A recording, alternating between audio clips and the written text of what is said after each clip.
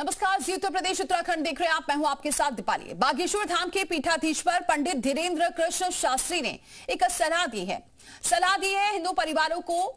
उनका कहना है कि हिंदुओं को 4 बच्चे पैदा करने चाहिए, या इतना ही नहीं, उन्होंने कहा कि संख्या बढ़ेगी तभी खेल बनेगा। गौरव जी, ये बयान तो बहुत हो रहे हैं, और क्या लगता है कि ये प्रैक्टिकली अगर देखा जाए तो ये हो पाएगा, या फिर ये जो बयान दिए जा रहे हैं इसका कितना सही है बयान? क्योंकि एक तरफ जनसंख्या नियंत्रण की बात अभी तक की जा रही थी, और पिछले कुछ दिनों से हम देख रहे हैं कि अब ये बातें की जा रही है कि हिंदू आबादी बढ़ाने के लिए 4 बच्चे पैदा करो, लेकिन अभी जो प्रैक्टिकली हालत है वो ऐसा पॉसिबल हो सकता है? देखिए, जब कोई धर्मगुरु या इस तरह के समाज के विज्ञानी कोई बात कहते हैं तो उसको सांप्रदायिक उन्माद में नहीं देखना चाहिए।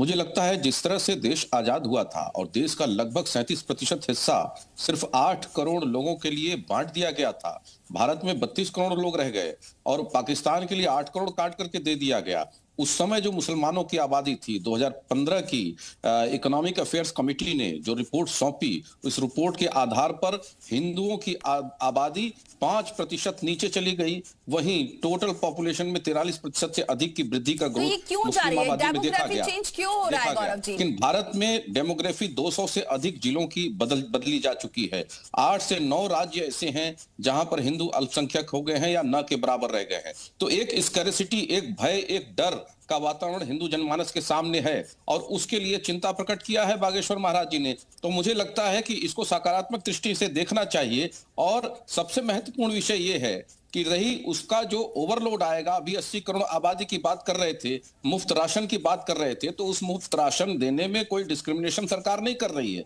उसमें हिंदू को भी मिल रहा है और मुस्लिम को भी मिल रहा है, सिख ईसाई सबको मिल रहा है, उसमें किसी प्रकार का भेद नहीं है। लेकिन हाँ, जब कोई देश का बहुसंख्यक समाज जब वो खतरे में आ जाए तो, और अपनी सुरक्षा की अगर कोई धर्मगुरु बात करता है तो उसके पीछे क्यों पड़ जाते हैं लोग भाई? क्यों उनको डर सताने लगता है? क्योंकि वो लगता है कि सबसे सुलभ वही है जो हर तरह से उसको नोचा जा सकता है, उसके हक हिस्से को खाया जा सकता है। ठीक है, चलिए इसी पे जवाब ले लेते हैं। नहीं, यही सवाल मैंने किया था गौरव जी से। गौरव जी, ये लोग क्या करें? महिलाओं को अपमानित कर रहे हैं इस देश के। साधु संत लोगों को बचना चाहिए। दोहरा पैमाना नहीं चलेगा। हलाला का ये समर्थन करेंगे, 3 तलाक का ये समर्थन करेंगे, उसके विरोध में तो कभी इन्होंने आवाज नहीं उठाई। और आबादी की स्कैरसिटी को लेकर के, उसके भय को लेकर के अगर कोई धर्मगुरु बात करता है तो क्यों इनको परेशानी हो रही है? परिवार में क्यों इनको परेशानी हो रही है? शास्त्री का बयान सही है कि गलत है? आपके बिल्कुल सही है, 100% सही है। उन्होंने क्या कहा? राष्ट्र के लिए एक बच्चा, धर्म के लिए एक बच्चा, और अपने लिए 2 बच्चा, यही तो कहा उन्होंने। क्या बात कर रहे हैं आप? क्या राष्ट्र के लिए आप नहीं देना चाहते अपना बच्चा? इस देश के साधु संत महिलाओं का अपमान करते रहेंगे। अरे हलाला में और भारतीय जनता पार्टी उसके साथ खड़ी होगी। 3 तलाक में अपमान नहीं होता है क्या? उस पर क्यों नहीं आपने बोला कभी? आप महिलाओं के साथ उस पर बोलना चाहिए महिलाओं का अपमान। आप बोलिए हलाला के पक्ष में कि विरोध में, पहले बताइए। 3 तलाक के पक्ष में बात कहां पहुंच जा रही है? ठीक है, गौरव जी करूं करती हूँ। गौरव जी आप बताइए, ये अब फिर तो ये बात कहनी चाहिए, फिर तो ये लॉ आ जाना चाहिए। पहले तो जनसंख्या नियंत्रण की बात की जाती थी, अब तो यहाँ पर संघ के भी कई ऐसे नेता कह रहे हैं कि भाई आप 3 बच्चे पैदा करिए, एक को राष्ट्र के लिए समर्पित कर दीजिए। क्या ऐसा हो पाएगा? संभाल पाएंगे कि बस बातें ही हैं ये? देखिए, पहले मैं उनका जवाब दे दूं। 4 बीवी 40 बच्चे, दोहरे मापदंड नहीं चलेंगे। 4 बीवी 40 बच्चे का समर्थन करेंगे, और जब पॉलीगमी एक्ट आएगा आसाम में तो उसका विरोध करेंगे। लेकिन अभी आपकी बात करिए ना, उनकी बात तो हो ही रही है, लेकिन ये भी तो बात करिए हिंदुओं के लिए कैसे पॉसिबल है, ये भी बताइए। क्योंकि आप समर्थन कर रहे हैं ना धीरेन्द्र शास्त्री के बयान का।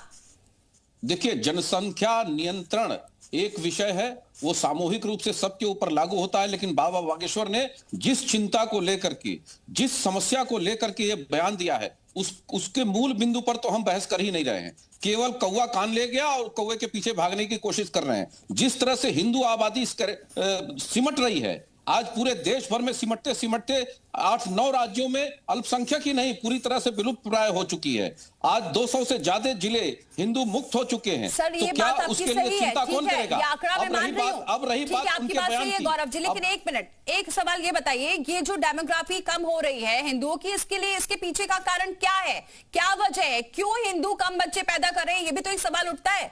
क्या स्थिति है उनकी? देखिए, मैं बता रहा हूं उसका बहुत कैटेगोरिकली। कांग्रेस की सरकारों ने शरियामय कानून बनाया इस देश में आजादी के बाद भी, और पूरी तरह से प्रमोट किया एक पक्ष को।